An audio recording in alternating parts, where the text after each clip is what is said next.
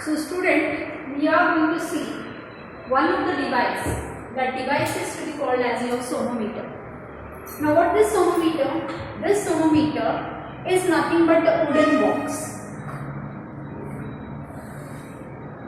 This length of this wooden box is in rectangular in shape.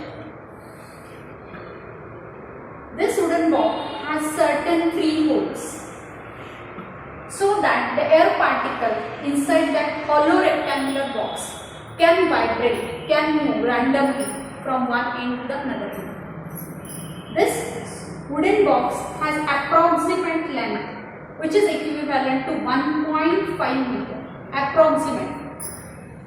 It has two holes. At one end of the wooden box there is one hole. Over that a wire will be passed this, and the other end of the wire will be passing over a pulley. So there is one pulley. So the metallic wire will be, whose one end is attached to rigid support, another end of the metallic wire will be passes through this pulley, and another end of the wire will be connected to a certain weight. So here hanger is attached, and to that hanger we can add a suitable weight. So that suitable weight will provide a tension to that particular string. Then below this wire there are two bridges, knife bridges. This knife bridges, I can say that knife bridges P and Q.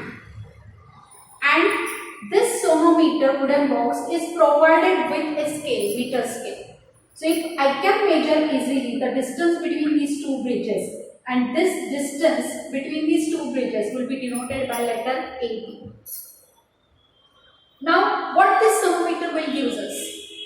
This sonometer is also to be called as a sound box. Now why it is called sound box?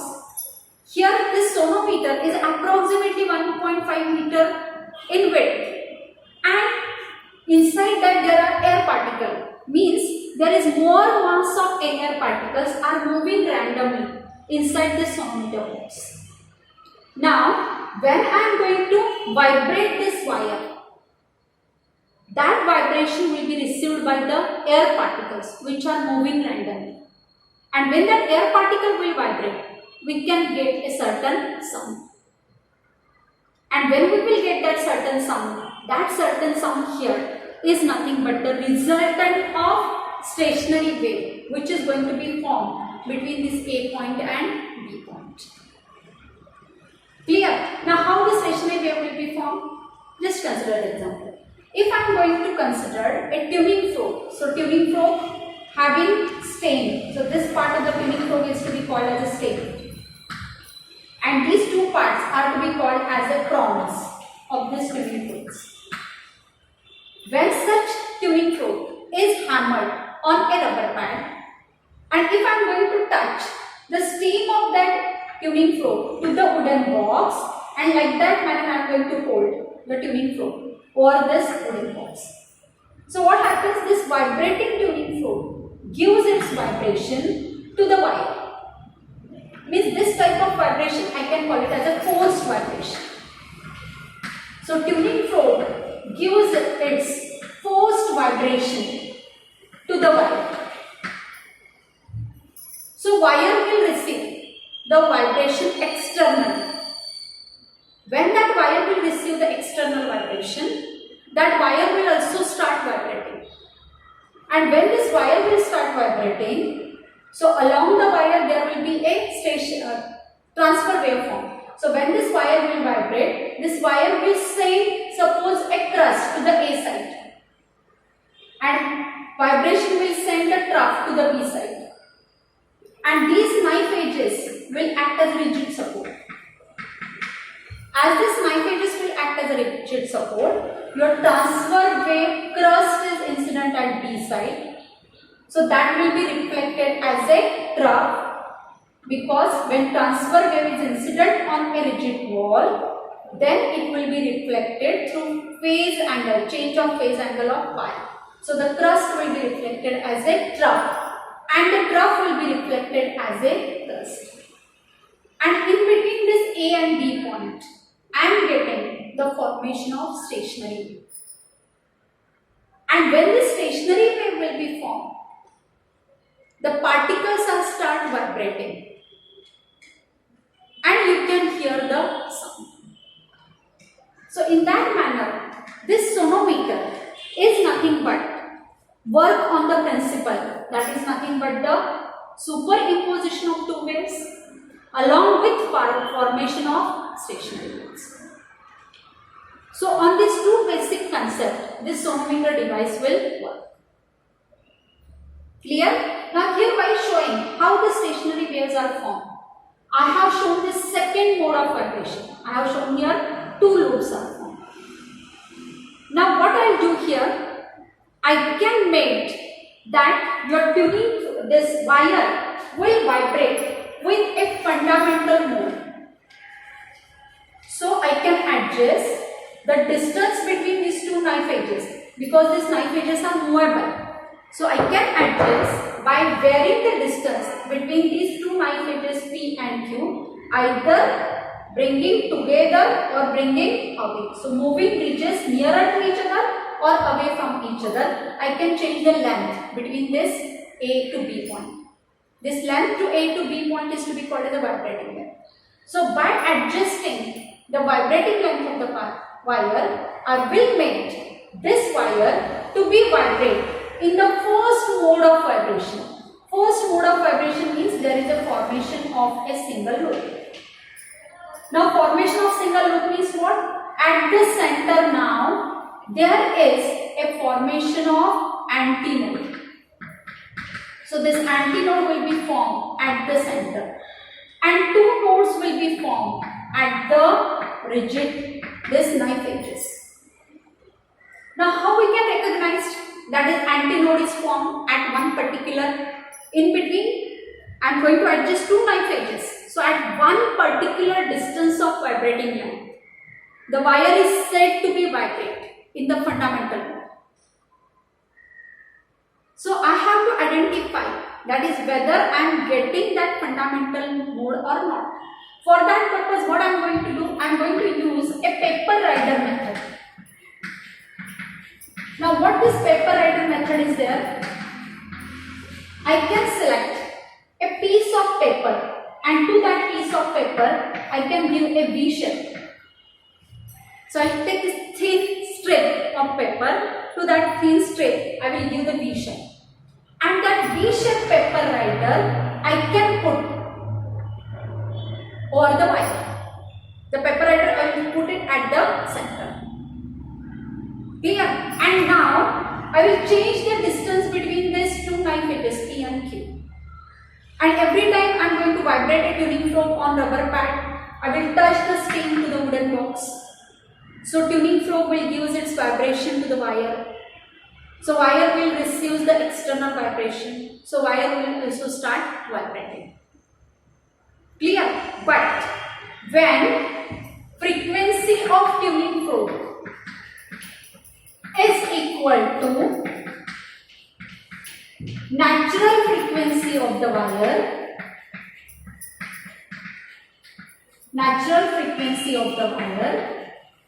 at that time, so tuning probe frequency, what I say capital N, which is equal to natural frequency of the wire, which is N.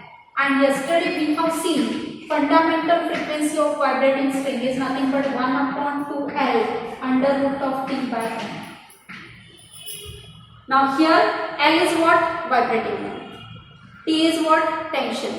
M is what? Mass per unit length. Tension, here I am getting the reading. How much tension I have applied. M is a linear density. Linear density yesterday we have seen. Linear density is equal to capital M by L. So I can calculate the linear density. Now the question is about vibrating length. To determine this vibrating length, I am going to use paper rider method. What that paper rider method? I will put a light paper rider at the center of AB vibrating length. And now I will hammer the tuning probe on rubber pad, touch the stain to the wooden box. So your wire will start vibrating. So your paper rider which is kept on the wire will also start vibrating. Right? Then I will again change the distance. Why? Because I want that at the center there must be a formation of antinode. So when antinode will be formed at the center, this paper rider will vibrate with maximum amplitude. And when that paper rider will vibrate with maximum amplitude, at that time the paper rider will be thrown off. And that particular length between two knife edges, that length I am going to call it as a vibrating length. I will again repeat paper rider method. What is paper rider method?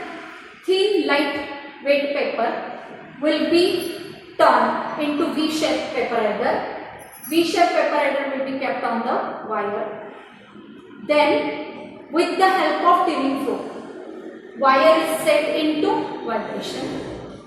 So when wire will be set into vibration, the wire will vibrate up and down, right? So due to that, paper rider will also vibrate. But when tuning fork frequency is equal to natural frequency of the wire, at that time the wire will vibrate with fundamental mode frequency. So antinode will be formed at the center. And when antinode will be formed at the center, this paper rider vibrate with maximum amplitude. And when it will be vibrate with maximum amplitude, this paper rider will be thrown off. And at one particular length only, the paper rider will be thrown off, not for all the length. Right? So I can measure easily the distance between A to B point, and that distance I am going to call it as a vibrating length. Tension is already known to you, mass per unit length is already known to you, so we can find out the natural frequency. Means here which phenomenon is also come here? Resonance is also there. Means while studying your sonometer or sound box, we are using principle of superposition of waves, we are using formation of stationary waves, as well as we are using the concept of resonance. Clear? And the combination of all these three will work under the device which is to be called as a sonometer. Now using this sonometer device, I can verify your all three laws of vibrating string. So already we have studied your laws of vibrating string. And in that laws of vibrating string, we have seen your first law. So okay, I will keep this diagram as it is of your sonometer box.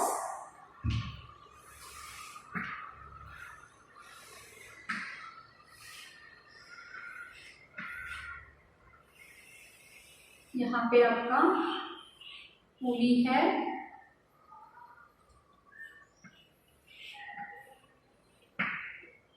here are the bridges P and Q.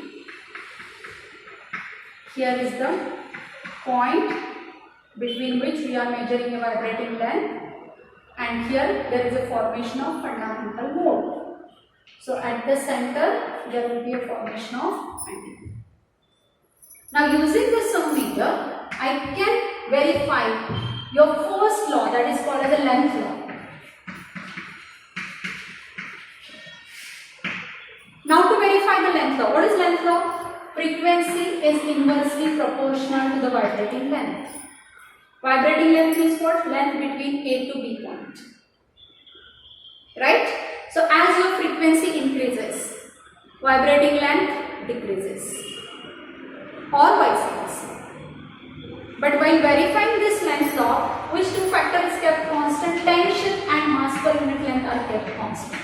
So I kept tension and mass per unit length constant. So throughout the experiment, this tension given to the wire will be kept constant. And same wire I can use throughout the experiment. So mass per unit length is also constant. Now which thing I am going to vary? I am going to vary the frequencies. So what I will do? I will select first frequency N1. That frequency N1, I will vibrate on a rubber pad and I will touch the screen on the wooden box. At the same time, I will keep a paper rider at the center of knife edges, that is at the center of AB wire. With vibrating N1, if this paper rider is not thrown off, means antinode is not formed. Right? So what I will do? I will change the distance between these two knife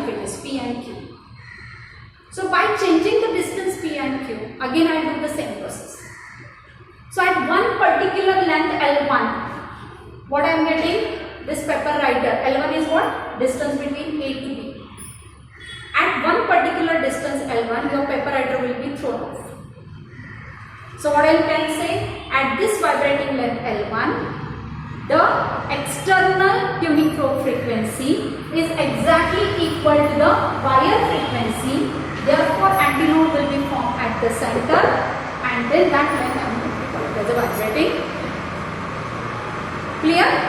Now, here I am going to decrease the frequency. Then I will select N2 frequency. Corresponding length I am getting L. Then N3 frequency. Corresponding length I am getting L. So what I will do, I will decrease the frequency from N1 to in the downward direction, N3, N4, N5, and corresponding vibrating length I will note down. And from this observation table, I can say that I will get my observation. That is, as frequency will goes on decreasing, your vibrating length between these two bridges will goes on increasing. And every time this N1, L1, here N2, L2, here N3, L3, this ratio will be coming to be constant. This product is coming to be constant. It is constant means what? What I can say that frequency is inversely proportional to length. That I have verified. So like that manner, I can verify your sonometer first. Clear? So three important things in the verification of length law. What is the first thing? I will keep tension attached to the wire is constant throughout the experiment. Same wire I can use throughout the experiment. So mass per unit length is also constant. That is the first thing. What is the second thing? I will arrange the number of tuning fork frequencies in the descending order. What is the third important thing? I can select highest frequency first. I will vibrate that frequency on a rubber pad and I will touch the stem of that tuning fork to the wooden box. So wire will made to vibrate. But what I want? Antinode should form at the center. Therefore, I can adjust the distance between two knife edges P and Q. So at one particular length only, antinode will be formed at the center and paper header will be thrown off. And corresponding reading between A and B point is to be called as a vibrating length L. And like that manner, now I can take second reading. That is, now I can select next frequency N2. So frequency is changed, so automatically this vibrating length will also goes on changing. So corresponding reading I have taken. And it is to be found that every time the product N1, N1 is equal to N2, L2 is equal to N3. So all these products N1, L1 is equal to N2, L2 is equal to N3, L3 are coming to be constant. So which shows that your frequency is inversely proportional to length. Right? So this is your verification. This is your one of the experiment also during your practical course. Then now I can say I can do the verification of second law. Your second law is to be called as a tension law. What is tension law? Frequency is inversely proportional to root of T, provided that vibrating length and mass per unit length are to be kept constant. Right? So vibrating length means the position of bridges P and Q is once fixed. You can't change that position. So vibrating length between A and B point is fixed. Same wire I am going to use throughout the experiment. Clear? Then what to change? I can change frequency and tension. Means I can select frequency N1. I will make that tuning fork to be vibrate. Touch the stem at the wooden box. So what I want? At this particular AB length, paper header should be thrown off. But how I can do that adjustment? Not by changing distance. Now that adjustment I can do with changing the tension. So by changing tension, I will make to vibrate this wire in the fundamental, and the corresponding frequency and tension values I will note down. Similarly for N2 frequency, now here also the frequencies are arranged in the descending order. So I will get the next tension as a T2. Then N3 frequency, for that your wire will vibrate for particular tension T. And then it is to be obtained that N1 root of T1 is equal to N2 root of T2 is equal to N3 root of T3 will be coming to be constant. And what it shows? It shows that frequency is directly proportional to square root of tension. So like that manner I can verify your second. So what the important things you have to remember? In second law, the position of bridges are fixed. We are not going to change them. Then which factor we are changing? We are changing tension and frequency. And by combination of frequency and tension, wire is made to vibrate in the fundamental. And by that we can verify your second. Fine. Similarly, now we can verify the third law. That third law verification is to be, third law is nothing but as your linear density law, or it is to be called as a mass per unit length law.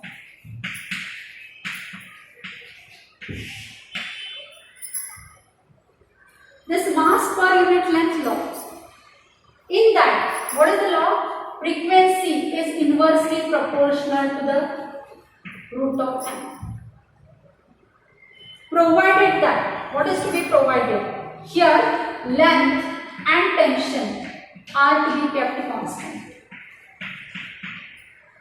But here we are going to make slightly change. What I am going to do? I will take wire 1 having mass per unit length m1. Then I will select wire 2 whose mass per unit length is l2. And now what I will do? I will keep frequency same. So same tuning probe I will select. So I will first connect first wire.